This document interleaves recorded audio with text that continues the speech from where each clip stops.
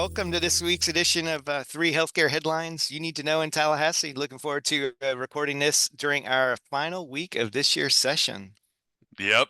It's exciting but emotional, and I feel like we've had a lot of great headlines this year, and it's we're finishing strong. We have a lot to talk about today, so I'll jump in and let everybody know in case you're just tuning in now to kind of get the last info before the end of session. My name's Joe Daraskovich, and I work for several medical societies and associations across the state of Florida.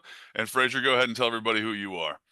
Yep, I'm Fraser Cobb. I'm an executive director of a number of the same counties and specialties here in the state of Florida as well. And we've had a lot of fun bringing you guys the weekly headlines from Tallahassee throughout session. It is a bit bittersweet that we may be coming to the end of it. A little teaser there. We may be coming to the end of this year's session, and we'll get into that today on the headlines. But this is our way of making sure our physician members and your staffs have information on what discussions are going on in Tallahassee from a healthcare legislation standpoint and what changes in statutory and regulatory issues may be coming down the pike. So it's been a lot of fun this session. Looking forward to today's program again, Joe, and sharing a little information with our members. Yeah, and then I like that tease that we may, when the schedule comes out, kind of when the start is, but it's not always guaranteed when the end is going to be. So we'll talk about that. We'll talk about that. You ready to dive right in, or any thoughts before we get started? Yeah, just anything. I know our first headline we're going to talk a little bit about, and we have mentioned it the last couple of weeks, the infighting, if you will, the dysfunction a little bit in Tallahassee from the majority party. Just to mention, that's not the only party that's in a bit of a disarray. I don't know what's going on up in Tallahassee, what's in the water, but last week we did have the Senate ranking Democratic member, Senator Pizzo, actually quit the party and went ahead and changed his party affiliation to being no party affiliation. So the Democratic Party quickly rebooted and named their new leader, Senator Lori Berman from down in Boca. So the dysfunction is widespread there in Tallahassee, I must say, and it's not limited to just the majority party this year. So again, the theme of this year's session is, I guess, uncertainty, Yeah. because it's been a lot of that throughout, and it just continues up to the last week here. It has been dramatic, and it makes it fun for us, because it gives us a lot to talk about. So, it wouldn't be a session if it was just smooth sailing the whole way through. So we're excited to talk about the drama and to fill people in each week. It's almost like we're a soap opera here with all the excitement that we've had each week. So, all right, well, I think we're going to be touching on that in our topic. So, as we do each week, we have three headlines that we speak about, and if you have any questions or any comments, obviously leave them below, and we'll get to them in future episodes, depending on if we have how many future episodes there are. All right, so Fraser, let's get going. Let's jump right in. The first headline today: as impasse over the budget drags on, a special session is in our future. Okay, what are we looking at in the future here? Yeah, we've been hinting at this the last couple of weeks, and it's been all over the media as well. But the one job the legislature has to do every year is pass a budget so the state can operate.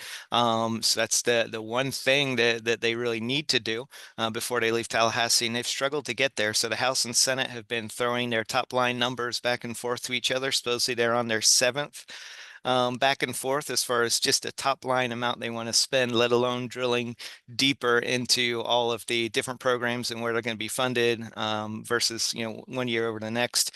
So there's a quite a difference between the two sides at this point. I guess the major discussion points are how much they're going to spend, how much they want to put in reserves for future budget years that don't look as good as the current year projection is, and then also how much they want to return to the citizens through sales tax cuts and things. So if they can't even get the top line numbers down, you can tell how far apart they are in really getting into the weeds and figuring out the rest of the state budget. So there's also a cooling off period here in the state of Florida. So once they have agreed on a budget, they can't vote on it for, I believe, 72 hours.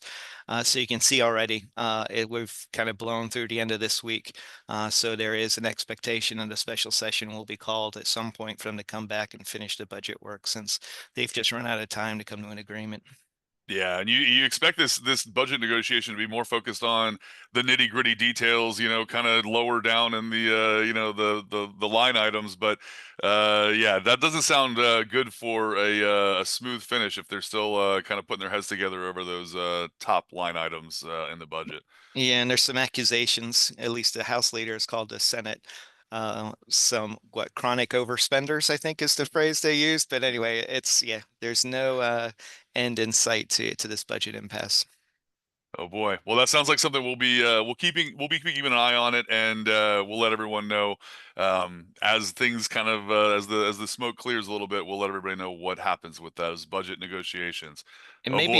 It may be job security for us too, because we can come back and do special session of issues of top three headlines, you know? Right, exactly. So we can keep it going. We could do an entire episode on all the different budget items, but like we do each week, we try to keep it keep a variety out there, and sometimes we talk about things that we've talked about over and over. The budget's one of those things, and our second headline today is another one of those where we've talked about it quite a bit in the floor. You ready to move on to the second headline? Yep. All right. Wrongful death legislation lined up to pass the Senate after late amendment withdrawn. Now I know we've been talking about that for weeks now. So what's the latest? Yeah, and the wrongful death bill has been ready for the Florida Senate to act on it for a number of weeks now. The House passed it several weeks back, so it's been lingering there, waiting for action. Probably has to do with the different horse trading that's going on, as far as priorities between the House and Senate leadership. So it's been kind of hanging out there. We've always expected it will move forward and pass the Senate at some point. There was an amendment put on the bill at the end of last week that would have added caps on damages for all medical malpractice cases, which is something organized medicine certainly supports and something we added to the bill on the Senate side last year that ultimately failed. So we are happy that that amendment got put forward. Unfortunately, it has been withdrawn. So it's a sign that the Senate wants the language to be similar between the two chambers so they can go ahead and pass it and move it on to the governor.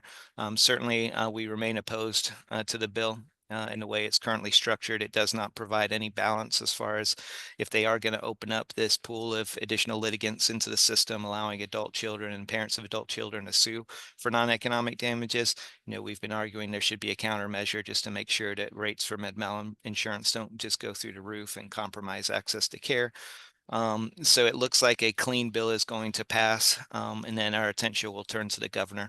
As we've talked about, the governor has made some comments in recent weeks that he's a little concerned about the legislature undoing some of the tort reform issues that they've moved in the past several years. This would be one of those items that would potentially undo some of the tort protections we have in the state. So we'll see what the governor's thoughts are on this bill once it gets to his desk, and we'll keep everybody posted on that.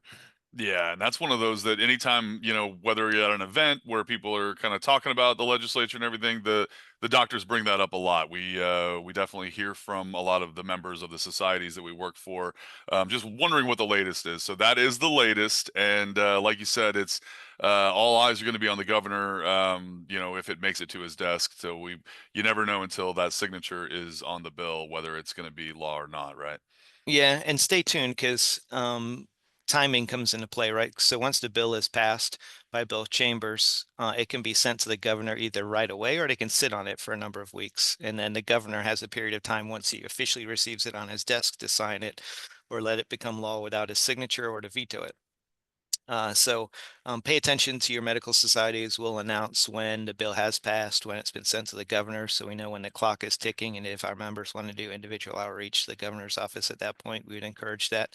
And our associations will be thinking about coordinated letters as well.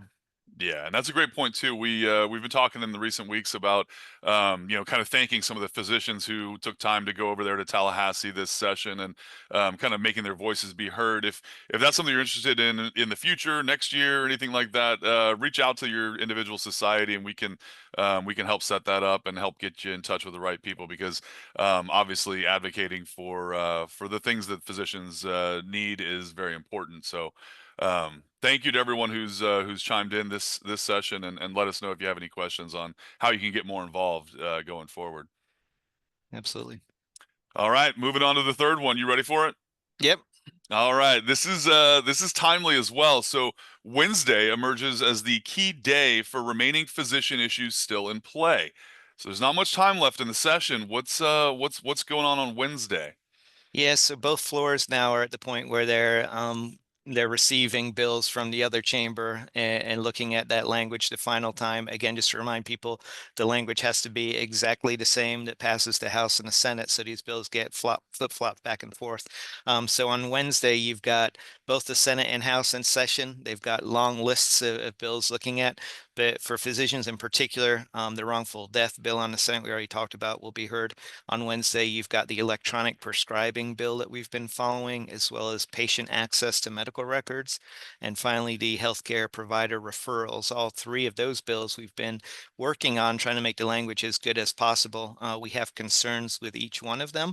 And again, we've tried to posture them in a position where we could live with them if they do pass.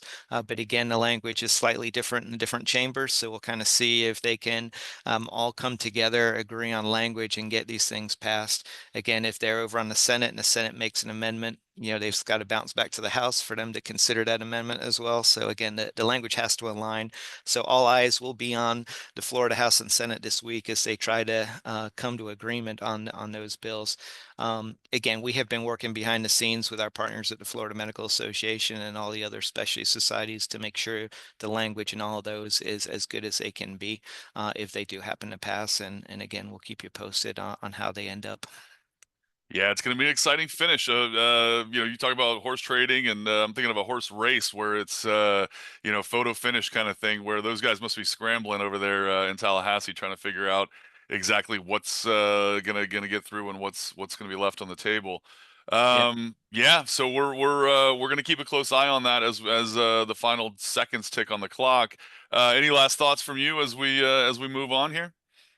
No, just I think stay in touch. The future of our podcast is a bit uncertain as well, just because we'll definitely do an end of session wrap next week to let everybody know how it goes. But then as a special session looms, we'll be ready to come back and give our members the latest and greatest. And see what bills are added to those special sessions as well. There could be other bills that don't get done this week that end up getting put on a special session if they're going to be up there and dealing with the budget. So um, lots for us to wait for and discover here in the coming weeks. Yeah, that's good. And you'll like you said, we'll definitely do a wrap up episode and we'll jump in. We always do. If there's something really important that the members of our societies need to know about, we're always happy to jump on. And whether it's in Tallahassee, whether it's at the national level, we're always happy to break that down for everybody. Good. As I do each week, are you ready for my musical selection this week? Yeah, it's not Taps yet. I think Taps might be next week. So yeah, we're waiting for this week's musical selection from Okay, Joe. okay. And last week, I kind of gave a little shout out to my wife and picked a band that she liked. But it was a little larger band. This is kind of a tip for people who are looking for something a little less mainstream. So last week was Glass Animals, and you will hear them on the radio. They're kind of a bigger band. This week's actually a band I went to see live over the weekend. They're called Dogs in a Pile, and they came to Jacksonville and they played at a place called Jack Rabbits, which anybody who's familiar with the Jacksonville area, it's just a smaller club venue right there in San Marco across from the public tennis courts. But I try to go there anytime there's a smaller up and coming band, and I'm glad I did because these guys, I'm not going to drop too many covers, but they played Pinball Wizard in the first set, and then they played White Rabbit in the second set, which was kind of a hat tip to the venue. But my favorite song of the night was one of their originals called Writing on the Wall. So, Dogs in the Pile, Writing on the Wall, that's my musical selection of the week. And I feel bad because I saw them over the weekend in Jacksonville and they did a full Florida tour. So they were in Fort Lauderdale, they were in St. Petersburg, they were in Orlando, and then Jacksonville. So I should have picked them a week ago so that our members across the state could have gone and see them. But they'll be around, and like I said, they were playing a small venue this time, and I promise that the next time they come through Florida, they're going to be so big that it's going to be more of a amphitheater type of an act. So, Dogs in a Pile, Writing on the Wall. The key to these guys is you got to listen to the live version of their shows. They're really phenomenal when they all get together and have a little time to let their instruments breathe. So. Check them out. Check out Dogs in a Pile. Hogs in a pile. That's not a commentary on session this year, is it? It seems like there's been a little bit of Take it how you can. This is it's been an interesting session, and yeah, the songs from Dogs in a Pile are a little bit on the longer side, so put them on, and maybe have your favorite drink or something while you're listening to them, because it's that time of the session where it's been a long slog, and things are finally starting to kind of come to the end. But I've yeah, had a lot of fun giving those music selections throughout this session. I hope people have at least tuned into some of them. absolutely. We'll look forward to doing this next week and giving everybody the wrap on this year's session. And Joe, look forward to it. Yep. We'll see you next week, and we'll see you maybe down the road for a special session. We'll see about that as well. So, Frazier, again, it's been a pleasure. Yep, you too. Take care.